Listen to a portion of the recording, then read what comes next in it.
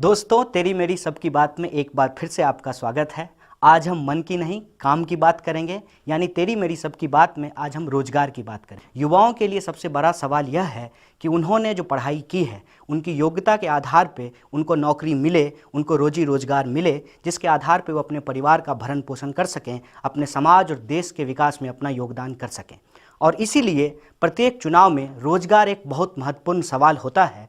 लेकिन चुनाव के पहले जो पार्टी सरकार में आती है वो रोजगार की बात करती है, लेकिन चुनाव जीतने के बाद वो रोजगार के सवाल को भूल जाती है। यदि हम भाजपा के घोषणा पत्र की बात करें तो भाजपा ने अपने घोषणा पत्र में कहा कि हम 25 करोड़ रोजगार पैदा करेंगे, लेकिन यह 25 करोड़ रोजगार कब तक पैदा किया जाएगा, इसका कोई डेट या इसकी कोई समय सीमा नहीं निर्धारित की गई। मतलब ये है कि हम मंदिर बनाएंगे लेकिन डेट आपको नहीं बताएंगे। और आज की स्थिति ये है कि खुद देश के एक मंत्री कह रहे हैं कि युवाओं को रोजगार मांगना नहीं चाहिए, उनको रोजगार देने की बात करनी चाहिए। और वो यह भी कह रहे हैं कि सरकार का काम रोजगार देना नहीं है। मतलब यह है कि आप बीमार हैं, आप किसी डॉक्टर के पास गए हैं और डॉक्टर आपको यह कह रहा है कि हम आपका इलाज नहीं करेंगे, उल्टे आप हमारा इलाज कर दीजिए। अगर इस देश के अंदर सरकार का काम पैदा करना नहीं है, रोजगार पैदा करना नहीं है, तो क्या इस देश के प्रधानमंत्री का काम फैंसी ड्रेस कंपटीशन में घूमने का है कि अलग अलग देश में जाएं, अलग अलग राज्य में जाएं और वो फैंसी ड्रेस पहन करके अपनी भाषणबाजी करें, अपनी जुमलेबाजी करें? लेकिन जो उन्होंने कहा है, जो वादा उन्होंने जनता से किया है, क्या उसके ऊपर युवाओं का काम नहीं है कि वो उन पर सवाल खड़ा करें? और मैं समझता हूँ कि इस देश के युवा अपने काम को लेकर के, अपने आत्मसम्मान को लेकर के सवाल खड़ा कर रहे हैं। और शायद यही वजह है कि काम के बात को झुठलाने के लिए आज मंदिर, मस्जिद और पाकिस्तान की बात की जा रही है। मैं आपके सामने वह बात याद दिलाना चाहता हूं जिसमें प्रधानमंत्री ने स्वयं कहा था कि हम प्रत्येक वर्ष 1 करोड़ रोजगार पैदा करेंगे। लेकिन स्थिति यह है कि प्रत्येक वर्ष 1,35,000 रोजगार भी पैदा नहीं किया गया है। लेबर ब्यूरो के अनुसार जुलाई से लेकर के अक्टूबर के बीच में इस देश की बेरोजगारी दुगनी हुई है।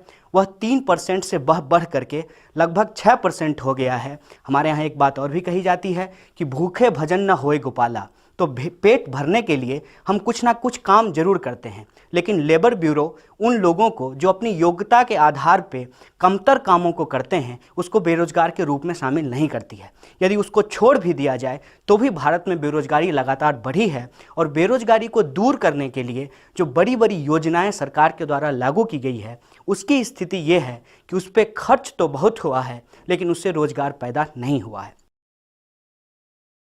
यदि हम इस बात का मूल्यांकन करें और सरकार की एक योजना को उठा करके देखें, सरकार ने एक योजना की शुरुआत की जिसका नाम था स्किल इंडिया। हालांकि उस स्किल इंडिया में एस साइलेंट है और उसको पढ़ना चाहिए किल इंडिया। स्किल इंडिया के अंतर्गत 12,000 करोड़ रुपया खर्च किया गया और उससे मात्र 17% लोगों को रोजगार मिला। मतलब 100 लोगों को स्किल बनाने की ट्रेनिंग दी गई, उसमें से मात्र 17 लोगों को रोजगार मिला। ऐसा क्यों हुआ है? ऐसा इसलिए हुआ है कि बाहर में जहां आप पढ़ाई करते हैं, किसी विद्यालय में, किसी विश्वविद्यालय में, और जब आप काम के लिए बाहर निकलते हैं तो बाहर रोजगार है ही नहीं।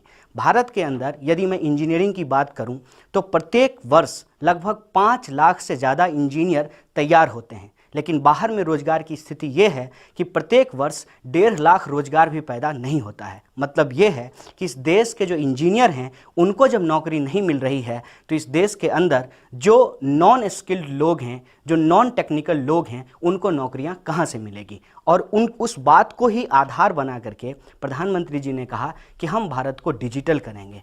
मेक इन इंडिया कुल मिला करके यह है कि हम मेक इन इंडिया का नारा लगाएंगे, 12,000 करोड़ रुपया उसके ऊपर खर्च करेंगे। जब भारत में काम देने की बात होगी तो हम भारत में काम किसी भारतीय कंपनी को नहीं देंगे, बल्कि हम वह काम चाइना को दे देंगे। इसका 2 एग्जाम्पल मैं आपको देना चाहता हूं कि अभी सरदार वल्लभ भाई पटेल के नाम पे एक यूनिटी ऑफ स्टैच्यू को बनाने की कोशिश कर रही है सरकार।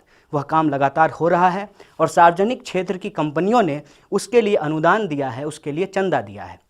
ये बहुत अच्छी बात है कि सरदार पटेल की मूर्ति बनाई जा रही है, लेकिन उस मूर्ति को बनाने के लिए किसी भारतीय कंपनी को टेंडर नहीं दिया गया है। उस कंपनी को बनाने के लिए एक चाइनीज कंपनी को टेंडर दिया गया है। और भारत के कोई भी मूर्तिकार सरकार के नज़र में योग्य नहीं है और मेक इन इंडिया के तहत कोई इंडियन इतना योग्य नहीं है जो सरदार पटेल की मूर्ति बना सके। इसके साथ साथ नागपुर में अभी एक मेट्रो की शुरुआत की गई है। उस मेट्रो को बनाने का काम भी भारत को नहीं दिया गया है, भारत की किसी कंपनी को नहीं दिया गया है, वो चाइनीज कंपनी को दिया गया है। जब डिमोनेटाइजेशन किया गया तो सरकार ने कहा कि इसका उद्देश्य ये है कि हम डिजिटल करेंसी की शुरुआत करना चाहते हैं, और डिजिटल करेंसी के नाम पे पीएम ने पेटीएम का प्रचार किया। सवाल ये है कि पेटीएम में भी 40% शेयर जो है वो चाइना की कंपनी का है। स्थिति यह है कि make in India made in India से अलग है। मेड इन इंडिया से मेक इन इंडिया अलग इस रूप में है कि किसी भी भारतीय कंपनी के साथ विदेशी कंपनी का बिना किसी समझौता का वो यहाँ पे आएंगे, अपनी कंपनी लगाएंगे, अपनी टेक्नोलॉजी हमको नहीं देंगे। मतलब यह है कि हम भारतीय लोग विदेशी कंपनियों के प्रोड्यूसर नहीं बनेंगे, सिर्फ और सिर्फ कंज्यूमर बन करके रह जाएंगे। शायद यही वजह है कि आज हमको इस कॉरपोरेट राज में ब्रिटिश राज की याद आ रही है कि मैनचेस्टर की कंपनियां हिंदुस्तान आती थी और यहाँ के जो सूत पैदा करने वाले, कपास पैदा करने वाले किसान थे, उनके कपास को खरीद करके इंग्लैंड ले जाती थी और वहाँ से कपड़ा तैयार करके वापस हिंदुस्तान के बाज़ार में बेचती थी। नतीजा ये था कि सोने की चिड़िया कहे जाने वाली हिंदुस्तान का सोने का अंडा अंग्रेज़ों के पास होता था और भारत एक अमीर देश था, लेकिन भारत की जनता गरीब थी। आज फिर से उस राज की पुनरावृत्ति हो रही है। शायद इसीलिए महान अर्थशास्त्री थॉमस पिकेटी ने कहा है कि भारत ब्रिटिश राज से कॉरपोरेट राज की तरफ जा रहा है, और इस दौर में जब सरकार को इन पॉलिसियों से लड़ना चाहिए तो सरकार उनके सामने रेड कारपेट बिछा रही है कि वो यहाँ आए और हिंदुस्तान की कंपनियों को लूटे, और भारत के युवाओं को रोजगार मिलता है कि नहीं मिलता है ये उनके एजेंडे में शामिल नहीं है। ऐसे दौर में हम युवाओं के सामने एक बहुत बड़ा चैलेंज है कि हमको काम कहाँ से मिलेगा। सरकार यह कह रही है कि जीडीपी का लगातार विकास हो रहा है, लेकिन उस जीडीपी के विकास में 3 महत्वपूर्ण सेक्टर को शामिल नहीं किया गया है। वो है एग्रीकल्चर, टेक्सटाइल और कंस्ट्रक्शन, जिसमें सबसे ज़्यादा रोजगार पैदा होता है। आज स्थिति ये है कि सर्विस सेक्टर के अंदर भी लोगों को रोजगार नहीं मिल रहा है, क्योंकि वैश्विक स्तर पे जो आर्थिक मंदी आई है, उस आर्थिक मंदी के चलते भारत के युवाओं के पास रोजगार नहीं है। ट्रंप जैसे नेताओं के अमेरिका जैसे देशों में जीतने के बाद वो कह रहे हैं कि हम अमेरिका के बाहर के लोगों को अमेरिका में काम करने नहीं देंगे। सवाल यह है कि इस देश के अंदर यदि मोदी जी और ट्रंप जी की दोस्ती बन रही है तो उस दोस्ती से किसको फ़ायदा हो रहा है? इस देश के नौजवानों को फ़ायदा मिल रहा है या इस देश की और बाहर की जो कॉरपोरेट कंपनियां हैं उसको फ़ायदा मिल रहा है? इन बातों पे बहुत तसल्ली से सोचने की ज़रूरत है। कुल मिलाकर के मैं ये कहूँ कि शायद आज हम नौजवानों के पास जो रोज़गार का सवाल है वो सबसे बड़ा सवाल है। ये जो स्थिति बनी है उस स्थिति से हम इस नतीजे पे पहुंच रहे हैं कि हमारा देश तो बदल रहा है। देश इस रूप में बदल रहा है कि जो ब्रिटिश राज के जासूस थे आज कॉरपोरेट राज के भोपू बन चुके हैं। विकास हो रहा है, लेकिन इस देश की बेरोजगारी में विकास हो रहा है, इस देश की गरीबी में विकास हो रहा है, इस देश की महंगाई में विकास हो रहा है।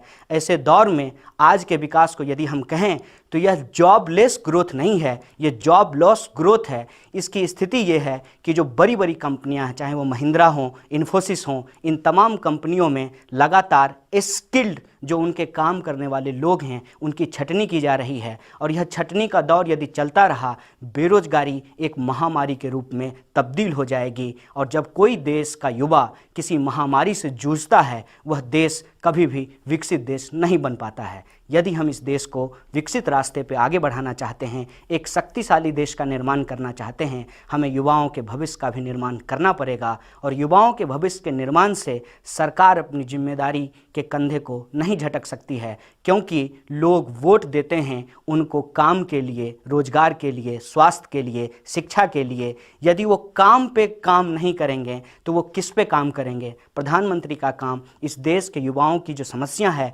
उसको हल करना है, और इस देश के युवाओं की सबसे बड़ी समस्या ये है कि पढ़ने लिखने के बावजूद, स्किल होने के बावजूद उनके पास रोजगार नहीं है। इस देश के युवाओं को हर हाल में बचाना होगा, और मंदिर मस्जिद पाकिस्तान की जगह हमको काम की बात को तवज्जो देनी होगी। तेरी मेरी सबकी बात में अगली बार हम फिर इस देश के मुद्दे के साथ हाजिर होंगे। तब तक के लिए आपका बहुत बहुत शुक्रिया।